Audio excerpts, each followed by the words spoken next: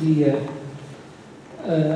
a falar do futuro, de qual será o futuro e o melhor caminho para melhor chegar a esse futuro a bom porto, ou seja, vendo o folclore da parte mais do espetáculo, para que se torne mais apelativo.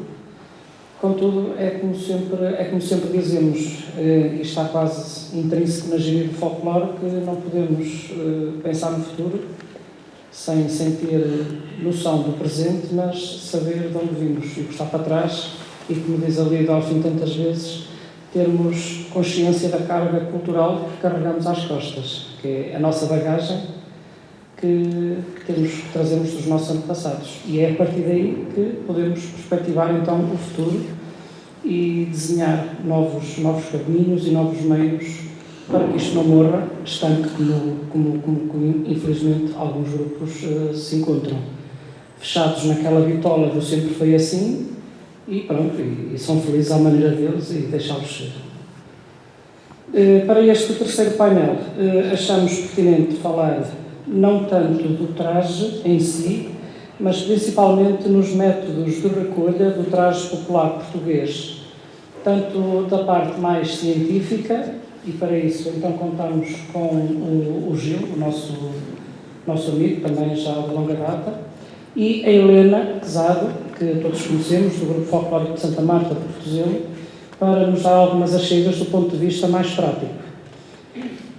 O Gil é um jovem rapaz que se debruça sobre este tema já há vários anos, criou algumas páginas já no Facebook e nas redes sociais inerentes ao tema, tanto em questão de bibliografia, como de musicalidade, como do traje, e debruça-se de forma mais científica e ensina-nos e dá-nos algum apoio, a mim, porque converso muito com ele sobre estas coisas, e acho interessante que ele partilhe connosco estes métodos de recolha mais científica.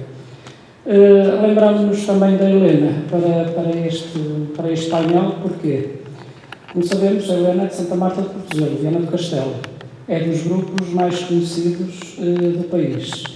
E aqui há uns anos esta parte teve a coragem de, se calhar, dar o passo à frente no sentido de desmistificar o que é realmente o folclore daquela zona, mais precisamente ali da freguesia de Santa Marta de Portozelo.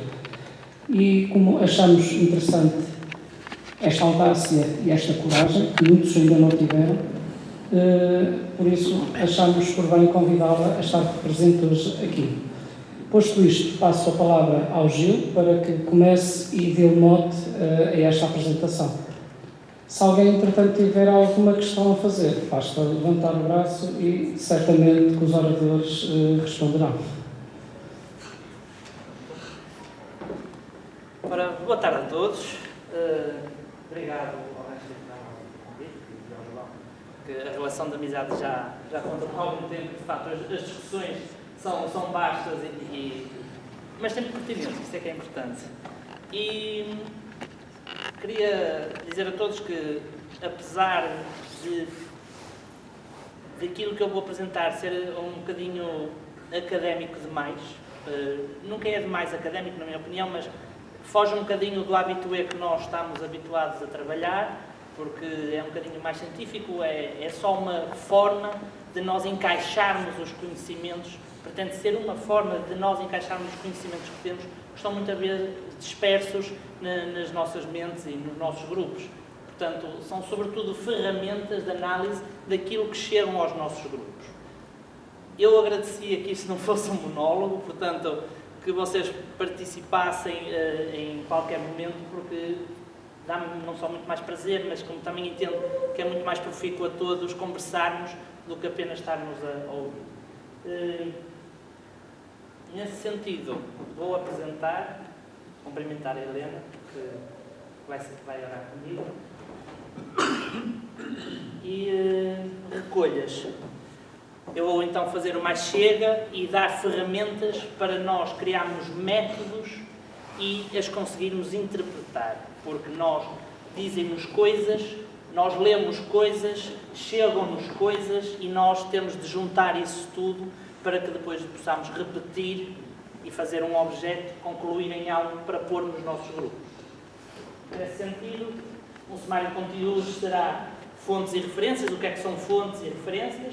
A necessária escolha de um espaço temporal para fazermos o exercício da análise de estudo, ferramentas para esse estudo, o que é que são as ferramentas de investigação, construir um método de como interpretarmos essas metodologias, ou construir um método de como utilizarmos essas ferramentas e, por fim, para ser mais explícito, vou dar um caso prático de uma investigação que fiz sobre um tecido e podemos falar de outros casos práticos, como estas saias vermelhas aqui em baixo, que recolhi fontes várias, inclusive fora de Portugal, sobre esse tecido e que depois me faz, evidentemente, poder concluir sobre como é que é esta saia, como é que é este colete, como é que o devemos fazer, em que regiões é que se encaixam, é que não se encaixam. Portanto, definir estas questões que são para todos nós pertinentes. Se há fronteiras, se não há, e como é que nós reproduzimos, essencialmente, que é a questão que nós quase todos temos, que é, ok, temos uma peça, como é que nós a reproduzimos? Ou chegou-nos uma peça e como é que ela só chegou esta peça? Se calhar ela não é assim tão isolada do contexto como nós às vezes pensamos porque só vimos uma. E assim, vamos falar de fontes. Muito simplesmente nós temos duas tipologias de fontes, primárias e secundárias.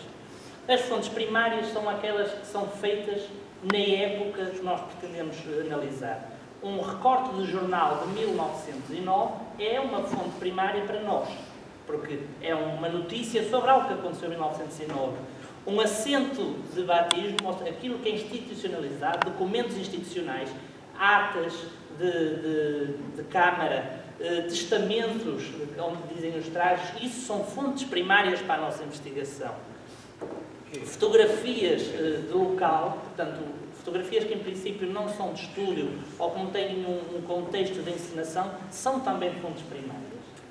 As fontes secundárias é tudo aquilo que advém da interpretação das primárias, ou seja, nós podemos olhar para uma pintura e sabemos que ela é um produto de interpretação de uma determinada época. Pode também ser uma fonte primária, isto é muito complexo e os académicos que tratem disto. Mas para nós é-nos útil saber que aquilo que foi feito sobre os objetos é uma fonte secundária. Aqui ao nosso lado esquerdo, direito, portanto, temos uma planificação de uma camisa de baixo. Uma camisa interior, também era exterior. Feita por Fernando Galhardo, que foi um desenhista famoso em Portugal, e isto, para nós, é uma fonte secundária. A fonte primária é a camisa que ele desenhou. Se nós fizéssemos uma investigação, pegar na camisa é a nossa fonte primária. Olhar para ela, analisá-la e estudá-la.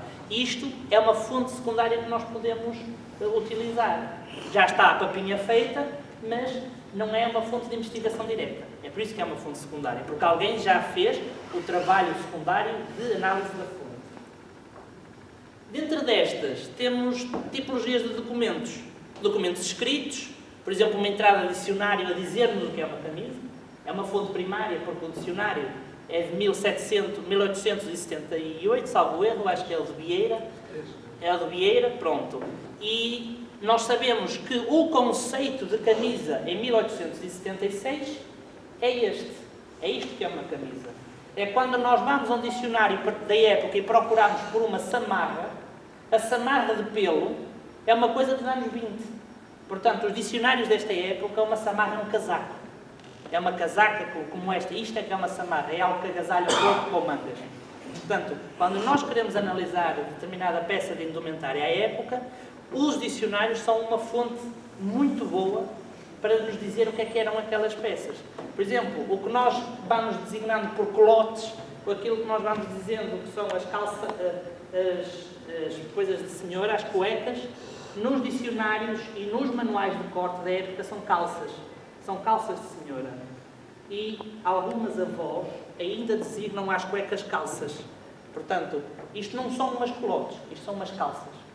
Nós, no folclore, fomos introduzindo alguns elementos orais e eu lembro-me de ver uma coisa de Augusto Santos que dizia o não uso das colotes.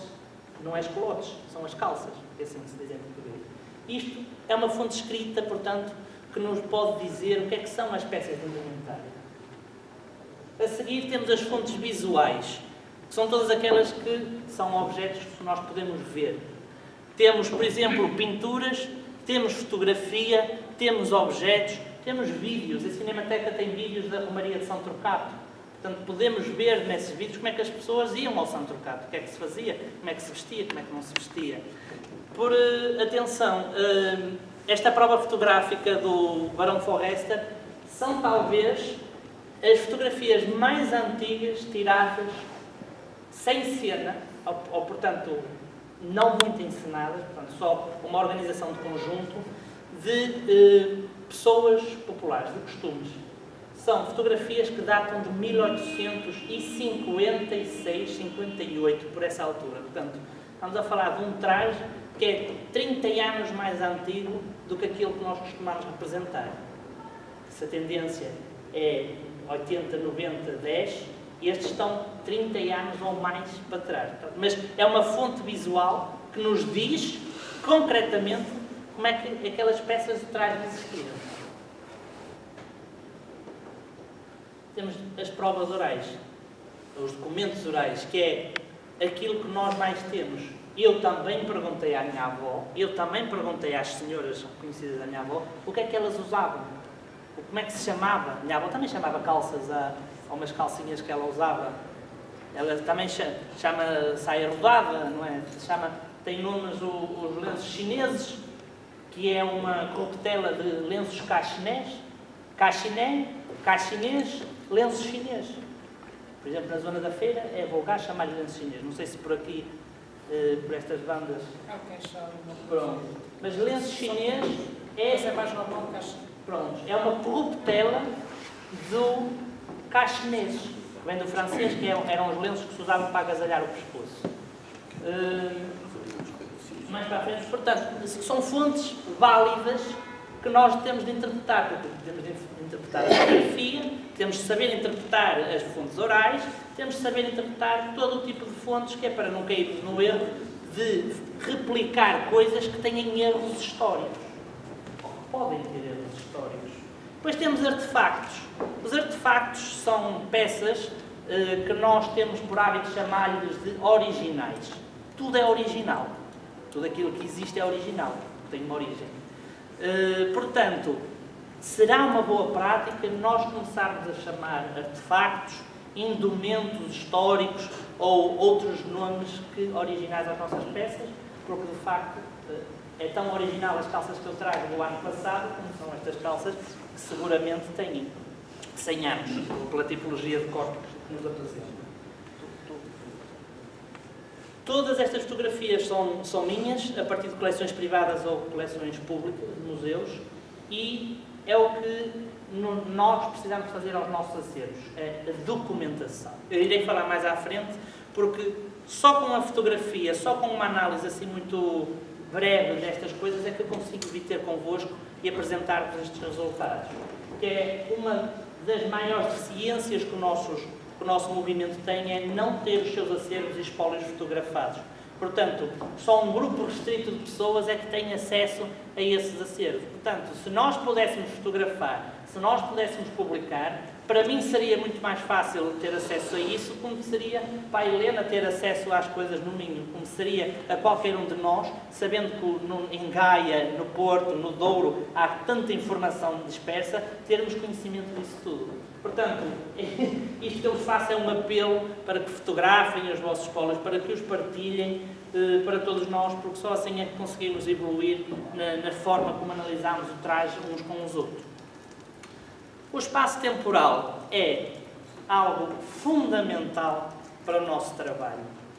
De facto, há um consenso entre os folcloristas que o espaço temporal é o final do século XIX aos inícios do século XX. No entanto, não é propriamente fácil encaixar num período concreto. Na minha opinião, o espaço temporal são os grupos que o definem, consoante a tipologia de recolhas que tem. Não me parece mal, sinceramente, que um grupo represente aquilo que se passou nos anos 40 e 50, se de facto as suas informações sobre as tradições são essencialmente sobre essa data. Porque engane-se aquele que falou com uma velha há 10 anos e que acha que as coisas são do século XIX. Porque minha avó tem 86 anos e a vida dela essencialmente passou-se nos anos 40 e 50, à sua juventude. Tudo aquilo que ela me vai contar remete para os anos 40 e 50. Apesar de eu saber que o milho se malha da mesma maneira há mais de 1000 anos. É com o malho, com o mau e o processo é o mesmo. Agora, a forma como o malhador vestia há 1000 anos atrás não é a mesma que vestia há 50 anos, não é a mesma que vestia há 150 e há 200 anos. E reparemos, temos uma mulher de capote, que é um traje de 1860 para trás. Temos uma fotografia de 1910, de facto já não há os lenços brancos, já não há os capotes grandes, há o avental recortado e bordado e temos uma fotografia dos anos 50 onde a saia está para o joelho. Manteve-se o soco, manteve-se a meia de lã, manteve-se o lenço na cabeça. Mas há variantes muito próprias, nomeadamente na saia, que é aquilo que mais muda ao longo dos séculos na mulher. O século XIX, cada ano que passou, a saia mudou na elite e o povo acompanha as tendências da elite por natureza.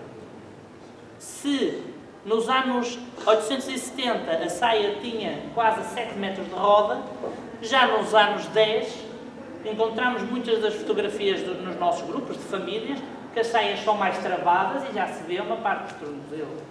Os aventais já são estreitos e em bico.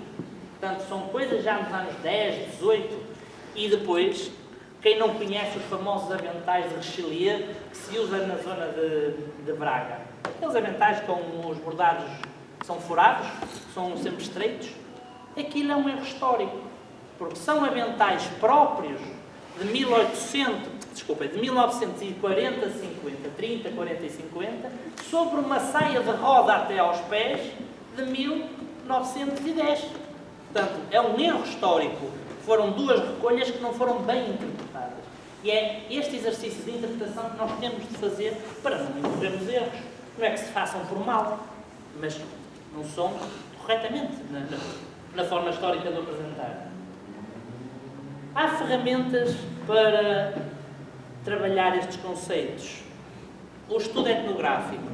O estudo etnográfico é quando nós escolhemos uma comunidade e estudamos os seus costumes, as suas formas de estar e tudo aquilo que é o aparato que envolve essa comunidade.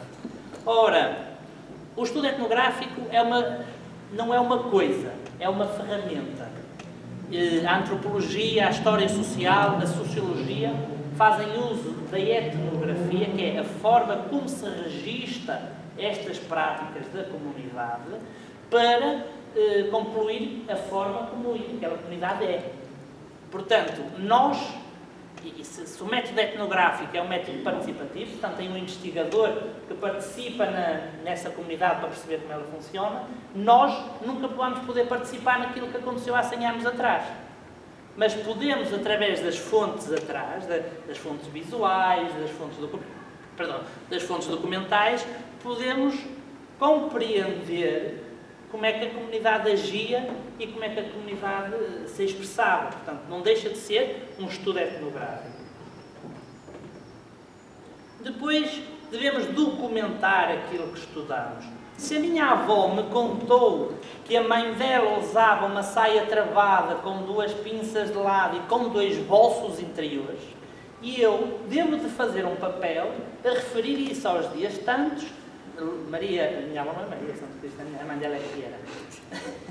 Lucília Ribeiro de Sousa afirmou ou contou em entrevista ou qualquer coisa que a mãe dela, entre parênteses, a data de nascimento e falecimento, que é para a gente poder saber mais ou menos quando é que isto aconteceu, usava saia travada de nananana. Tudo isto que nós vamos escrever, a nossa morte fica.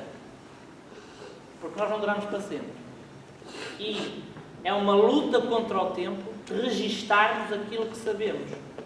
Porque ninguém dura para sempre. E quanta informação já se perdeu porque não se registou.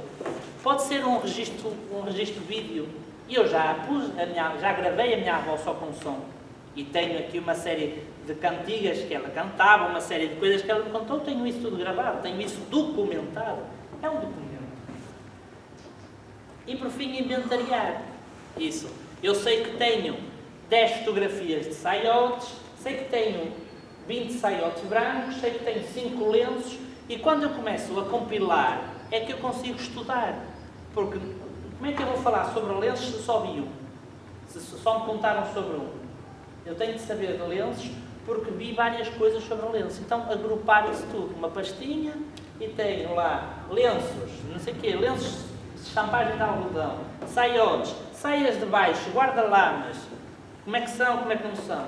E este trabalho é um trabalho que nós, nomeadamente a malta mais jovem que está disposta a isso, ainda por cima, a maior parte ingressa no ensino superior. No ensino superior somos obrigados a fazer isto. Mas não é preciso chegar ao ensino superior para fazer isto. Porque eu com 16 anos já fazia algumas coisas destas, já documentava, já registava. Quando fui para o ensino superior é que percebi que se calhar devia fazer outras coisas. Para além disso. Antes de chegar ao caso prático, eu estou a ser um bocado maçador porque eu já percebi que entrei um monólogo. Não. Mas isto também é muito, tem de ser um bocado monólogo porque isto são conceitos, não se discute muito conceitos deste género, ou retém-se mais este tipo de conceitos. E eu, antes de passar para o caso prático, vou dizer qual é a minha forma de investigar. Tenho um enquadramento de investigação que vou propor que seja os coletes de mulher de fora. Especifiquei a data de 1880 a 1920 e vou estabelecer uma zona geográfica que é o Douro, para já. Portanto, sei que fulano tem colete, sei que fulano também tem, vou reunir tudo isto que sei, escrevo num papel e começo a coletar as fontes. Portanto, eu fui a dicionários, ver os nomes dos tecidos, eu fui aos inquéritos industriais perceber que tecidos é que eram esses, eu fui aos coletes, fotografei detalhes para perceber quais eram os tecidos e pedi coletes a coleções privadas e a coleções públicas para os poder fotografar e analisar. Depois, eu entrei num problema que é, há uma palavra que designa este pano que é o durac e o durante. Ambos aparecem nos dicionários e foi muito difícil de perceber o que era um e era o outro. Se havia livros ou revistas que me diziam que as mocinhas de Penafiel, ilustração portuguesa, 1907, página número 500, porque as páginas são contínuas, acho eu. Foi quando um grupo de Penafiel foi a Lisboa, há uma descrição que o grupo de Penafiel levavam as suas moças com os seus ricos trajes regionais com coletinhos de durac. E eu sei que durac é uma coisa, durante é outra, então eu, a determinada altura, consegui perceber por um dicionário e outro que durac é um tecido com estofo e durante é um tecido sarjado.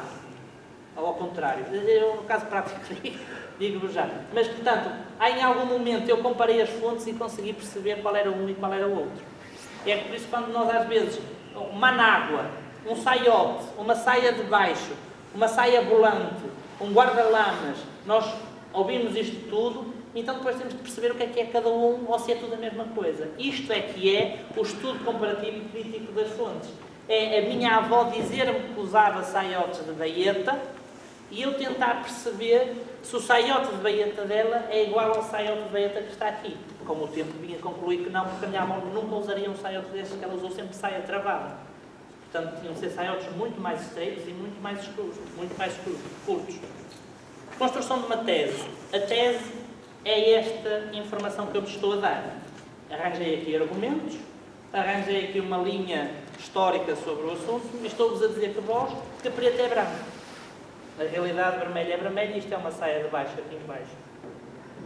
E vocês vão confiar em mim, quem não confiar, que peça pela argumentação, que agora aqui é que é a nossa tese. É, a partir das fontes que nós tivemos, a partir das coisas que a minha avó disse, a partir dos livros que eu li, a partir do cruzamento das imagens que vi, vou-vos criar uma coisa daquilo que eu vos vou dizer que acho que é. Portanto, isto é aquilo que nós precisamos de fazer, porque quando nós falamos sobre traje, temos de ter esta atenção de, ao dizer o que as coisas são, não cair em erro de estarmos a mentir à época que estamos a designar. Porque podemos fazê-lo sem querer e não há mal nisso. Há mal quando queremos impor essa mentira. Que essa é a grande questão. Depois disto tudo, sabemos o que é o objeto, vamos fazer a cópia do objeto. Eu, saindo agora dos coletes, há uma tipologia de chinelas que são as chinelas de revirão, as chinelas arrebicadas, as chinelas de bico, que são próprias de todo o norte português e que a determinada altura desapareceram do mapa. O que é que acontece? Acontece que eu de facto reuni fontes escritas que falam que as mulheres usavam, há fotografias que se notam no bolhão, vendedeiras do bolhão que se notam que elas usam este tipo de chinela, mas não há a chinela. Depois, de repente, encontrei um sítio, um museu que tinha destas chinelas, o Museu Municipal da Póvoa, porque o traje póvoa antigo, segundo Santos Graça, tem este tipo de chinela, e a partir de uma forma existente lá, conseguimos reproduzir um protótipo do que seria uma chinela dessas. Porque as chinelas têm uma questão fundamental que aquelas que estamos a ver agora no mercado não têm. Que o que se vê agora no mercado, as tentativas de cópias destas chinelas, elas são muito deitadas aqui. Então as chinelas vão parecer sempre um bico de pato. Porque o pé já está erguido nesta ponta, para elas fazerem isto.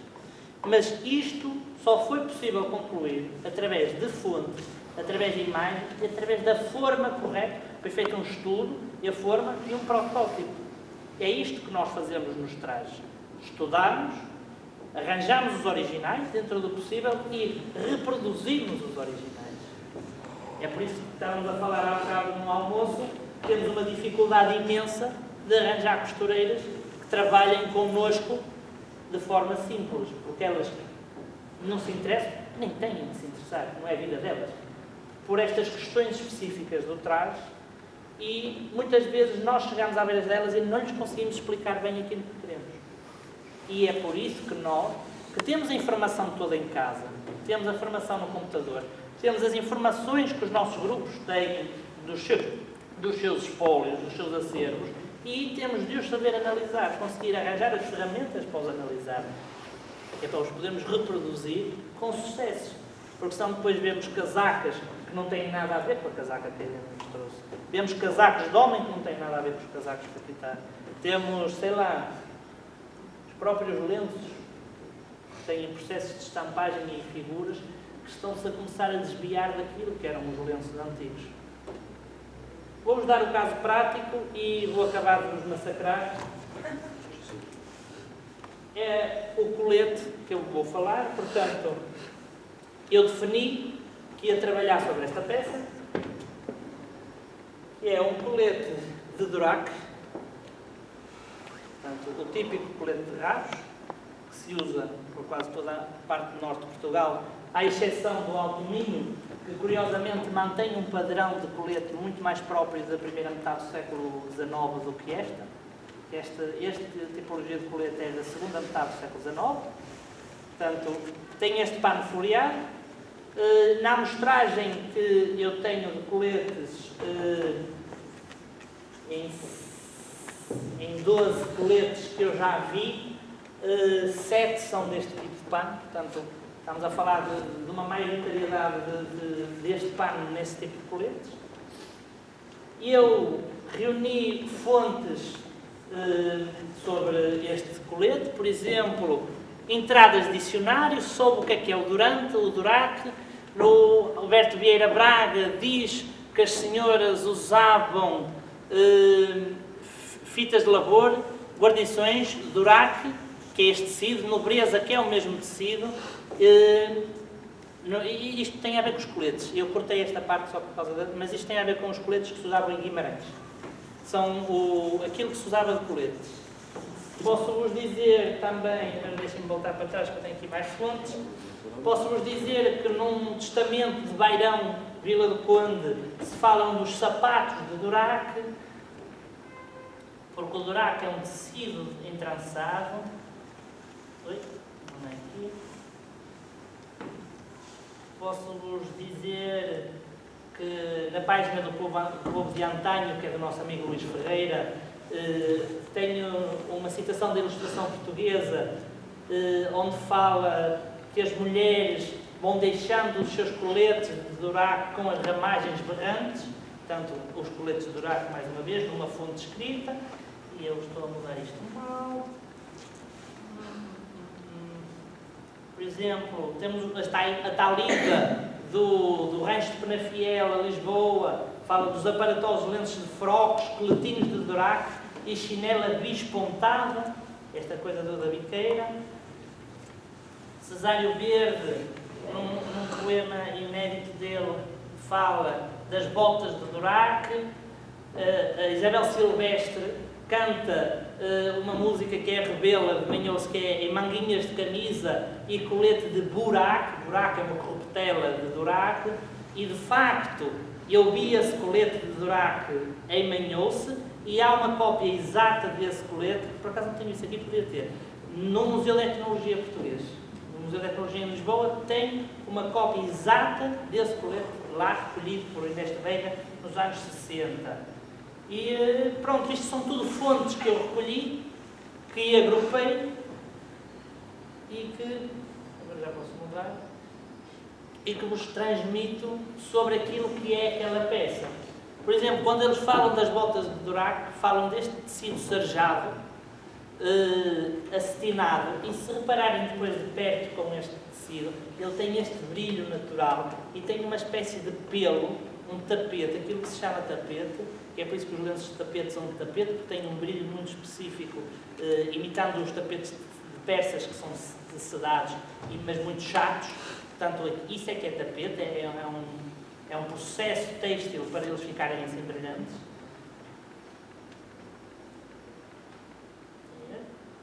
E aqui está aquilo que é o Duraque e o Durante.